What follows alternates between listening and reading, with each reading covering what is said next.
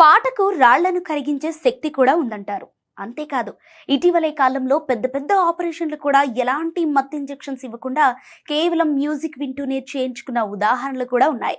ఎలాంటి వ్యాధినైనా సంగీతం నయం చేస్తుందనే విషయం ఎన్నో పరిశోధనలు రుజువు చేశాయి.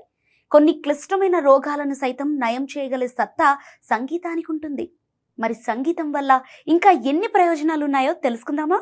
సంగీతంతో హైపోథాలమస్, అమిగ్డాలా, హిప్పోకాంపస్ భాగాలతో కూడిన లింబిక్ వ్యవస్థ ఉత్తేజితమైనప్పుడు భావోద్వేగాల ప్రతిస్పందన మెరుగవుతుంది. ప్రవర్తన, చురుకుదనం, జ్ఞాపక శక్తిని ఈ వ్యవస్థే పర్యవేక్షిస్తుంది. మెదడులోని బూడిద రంగు పదార్థం ప్రేరేపితమైనప్పుడు డాన్స్ చేసేలా పురికొల్పుతుంది. లయకు అనుగుణంగా శరీరం కదిలేలా చేస్తుంది. పాటలు వినటం వల్ల జ్ఞాపక శక్తి భద్రంగా ఉంటుంది, మరింతగా మెరుగవుతుంది.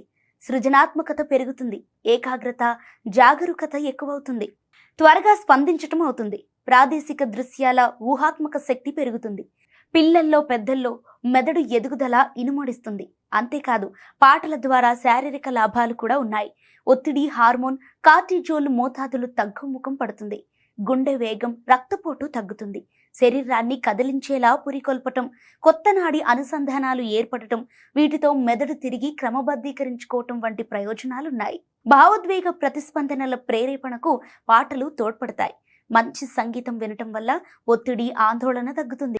భావోద్వేగ విశ్లేషణకు వీలు కల్పించటం, ఇబ్బంది కలిగించే భావోద్వేగాలను వెలిబుచ్చటానికి సహకరించటం, మూడ్ను నియంత్రించటానికి తోడ్పడుతుంది. మెదడు పనితీరు చురుగ్గా మారుతుంది.